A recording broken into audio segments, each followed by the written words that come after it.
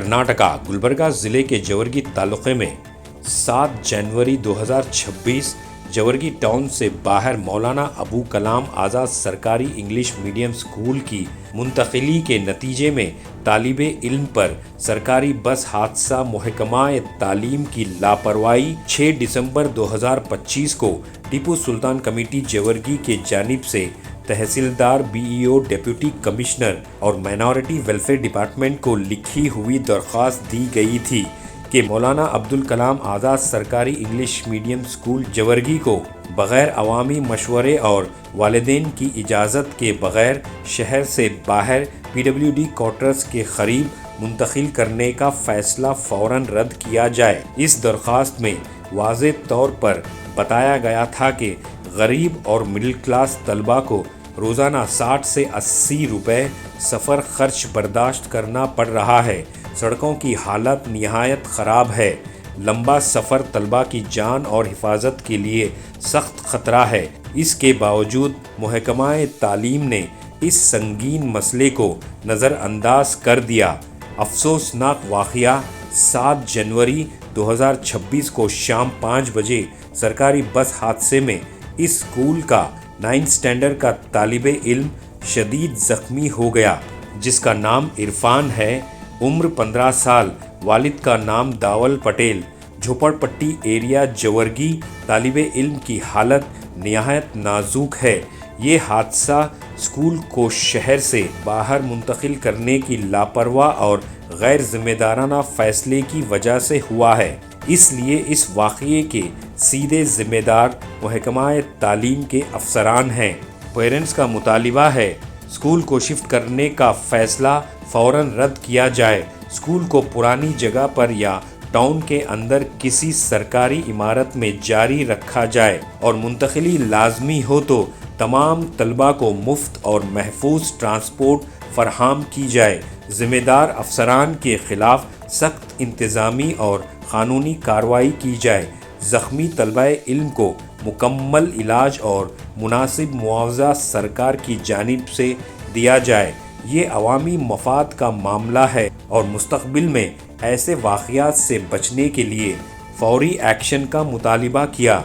Media के नुमाइंदों से बात करते हुए मोइनुद्दीन इनामदार प्रेसिडेंट टीपू सुल्तान कमेटी जवर्गी ने हुक्काम को फ़ौरी तौर पर अमल आवारी का मशवरा दिया। ज़ख्मी लड़के का इलाज गुलबर्गा के यूनाइटेड हॉस्पिटल में चल रहा है। तो आइए देखते हैं तफसीली report. Bureau report Atraf TV Urdu news.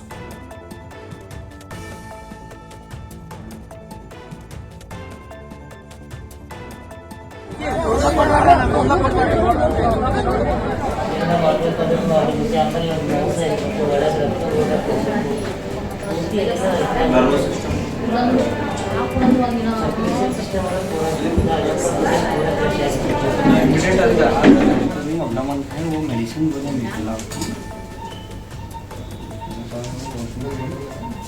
ठीक है, कुछ भी नहीं सर, हमारे यहाँ तो अच्छा ट्रीटमेंट करो बस। हम आपको कभी ज़्यादा नहीं बोलते हैं। हमारे एमएलए साहब से खुद हम आपको बात करें।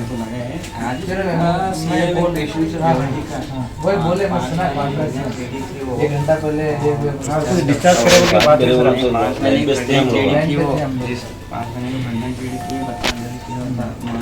की 20 दिन आपको अच्छा कर तो दिया। ठीक है सर। हाँ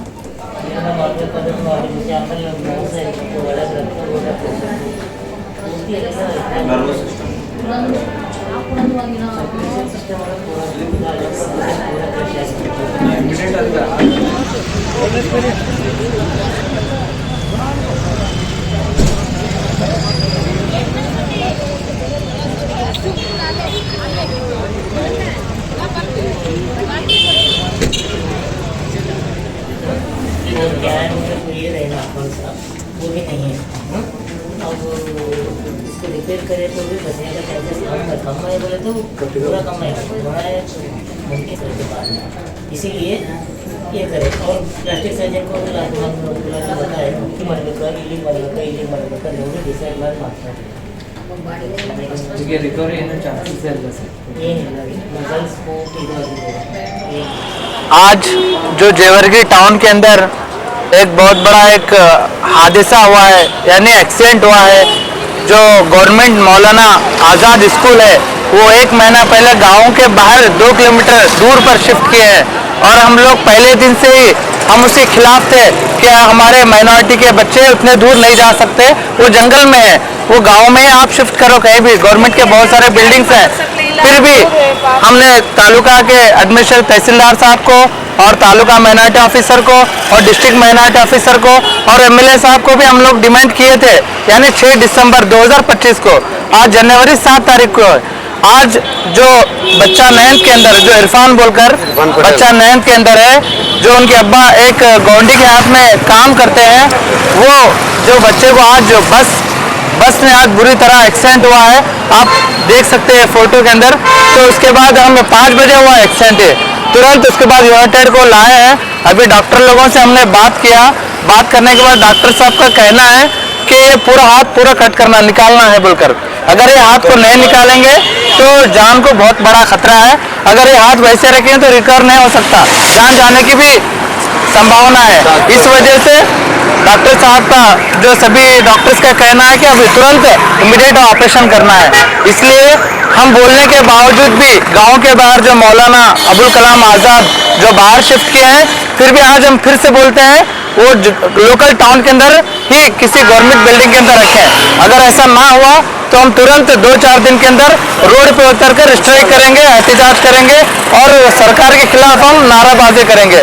तो हमारा डिमांड है, अभी जो बच्चा है ये बच्चे को पूरा गवर्नमेंट ट्रीटमेंट देना, यानी जितना भी खर्चा आएगा वो सब गवर्नमेंट ही मेडिकल ट्रीटमेंट के लिए जो भी रहेगा वो गवर्नमेंट देना है।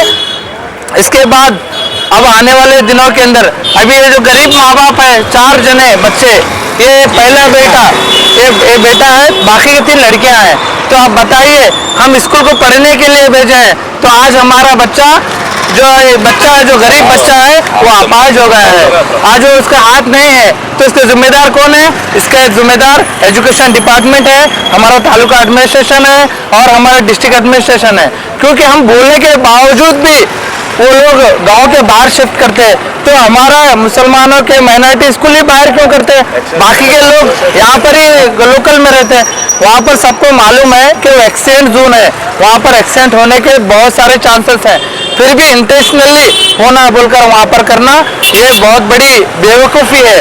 जो हमारे तालुका के एडमिनिस्ट्रेशन की बहुत बड़ी बेवकूफ़ी है और माइनॉरिटी के डिस्ट्रिक्ट जो ऑफिसर हैं उनकी बहुत बड़ी बेवकूफ़ी है। इस तो मैं ये डिमांड करता हूँ कि इमीडिएट वो जो स्कूल है वहाँ के बच्चों को फिर से लोकल टाउन के अंदर गांव में ही शिफ्ट करें और ये बच्चे के जो भी मेडिकल के जो भी फीस है वो गवर्नमेंट भरे।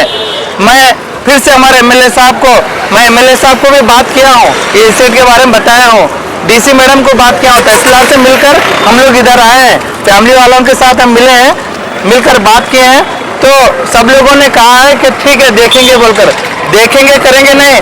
अगर गवर्नमेंट वाले ऑफिसर्स यहाँ आकर नहीं देखेंगे तो बच्चे को हम यहाँ पर छोड़ के पूरे फैमिली वाले चले जाएंगे। तो तुम लोग आके देखना है, क्योंकि तुम्हारे नेग्लिजेंसी की वजह से आज ये बच्चे का हाथ कट हो गया है। तो मैं फिर से हम डिमांड करते हैं कि तुरंत वो बच्चों को स्कूल लोकल टाउन में शिफ्ट करें और ये बच्चे को मुआवजा दिलाएं गवर्नमेंट से, एमएलए फंड, सीएम फंड जो भी है, इमीडिएट तुरंत इसका मुआवजा दिलाएं और अच्छा ट्रीटमेंट कराने के लिए मैं उनको आग्रह करता हूँ। मोहिउद्दीन इनामदार। एक्सीडेंट 5 बजे हुआ है और स्कूल छूटने के बाद हुआ है। हाँ आज ही हुआ है, 7 तारीख जनवरी है, 1 महीना हुआ स्कूल शिफ्ट होके, 1 महीने में फर्स्ट इंसिडेंट है। और अभी बहुत कुछ एक्सीडेंट होने के बाद बहुत सारे एक्सीडेंट होने वाले हैं, इनको मालूम है, मालूम होने के बावजूद भी हम बोले हैं सर रोड खराब है, वहाँ पे जाने के लिए लोगों को बहुत मुश्किल है, बच्चों को मत भेजो बोल के, तब भी ये अभी पहले देखो 200 जितने भी बच्चे थे आज 50% बच्चे 1 महीने के अंदर कम हुए हैं। माँ बाप नहीं भेज रहे क्योंकि जंगल में स्कूल, हमारे नौजवान लड़कियां 9th 8th 10th में रहते हैं, कैसे जाना बताओ? वहाँ पर ऑटो भी नहीं जा सकते, वहाँ पर कुछ भी नहीं जा सकते, गाँव से अपने अपने घरों से 2 किलो 3 किलोमीटर चलते जाना बच्चे। अभी बच्चा 9th में साइकिल लेके गया है तो बस आके मार दी।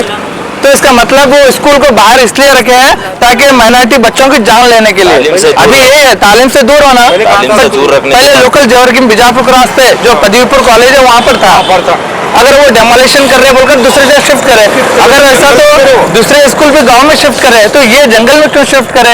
इसको भी गांव में जो बहुत सारे गवर्नमेंट के बिल्डिंग्स है वहां पर शिफ्ट करना था 1 साल तक, उसके बाद फिर जो नई बिल्डिंग बनती वहां पर शिफ्ट करे तो चलेगा। ಇಂದು ಜೇವರ್ಗಿ ಪಟ್ಟಣದಲ್ಲಿ ಏನು ಸರ್ಕಾರಿ ಮೌಲಾನಾ ಅಬುಲ್ ಕಲಾಂ ಆಜಾದ್ ಏನು ಸ್ಕೂಲ್ ಇದೆ, ಆ ಸ್ಕೂಲ್ ವಿದ್ಯಾರ್ಥಿಗೆ ಒಂದು ಬಸ್ ಜೇವರ್ಗಿ ಪಟ್ಟಣದಲ್ಲಿ ಹೊರವಲಯದಲ್ಲಿ ಬಸ್ ಡಿಕ್ಕಿ ಪಡೆದಿದೆ.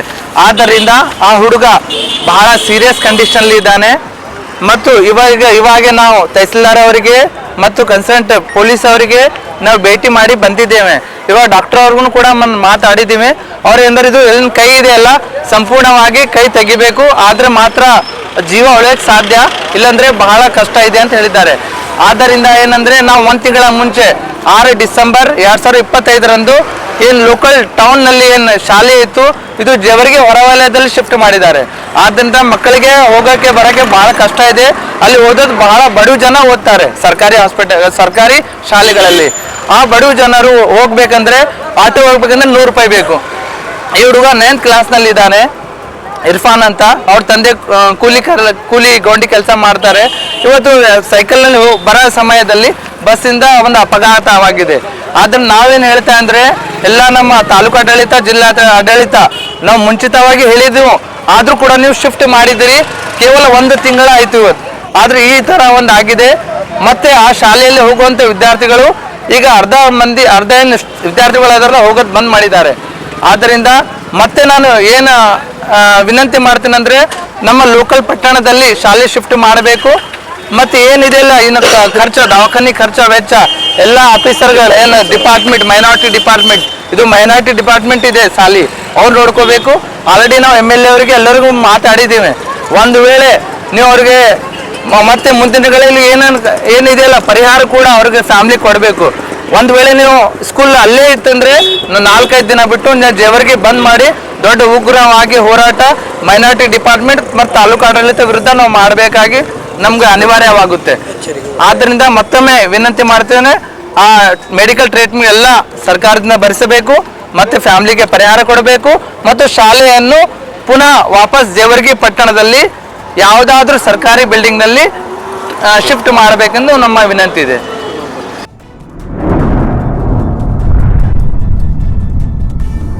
अतराफ टीवी, हर बात सच के साथ।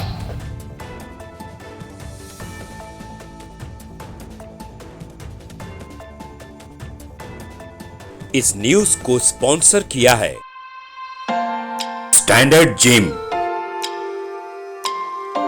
गुलबर्गा शहर में पहली मर्तबा तमाम जदीद इक्विपमेंट्स के साथ, तमाम सहूलतों के साथ मौजूद स्टैंडर्ड जिम। स्टैंडर्ड जिम में मेंबरशिप लेकर अपनी सेहत को तंदुरुस्ती अता कीजिए।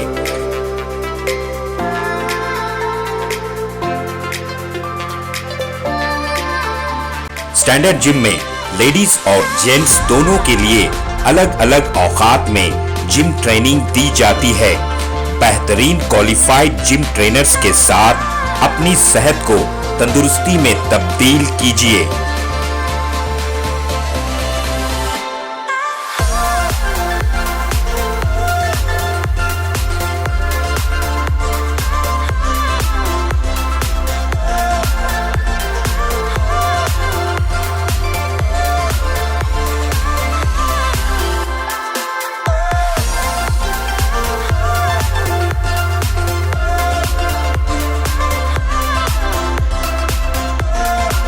आपकी तंदुरुस्ती का खास ख्याल रखते हुए स्टैंडर्ड जिम की खास पेशकश आपके लिए लाए हैं सोना steam bath.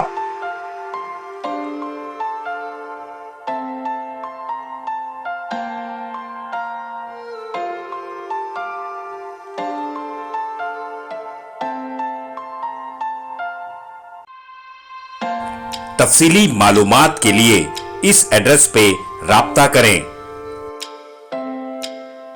Standard gym, opposite Kannada भवन, station main road, Gulbarga. Contact details 9916978635 7259428212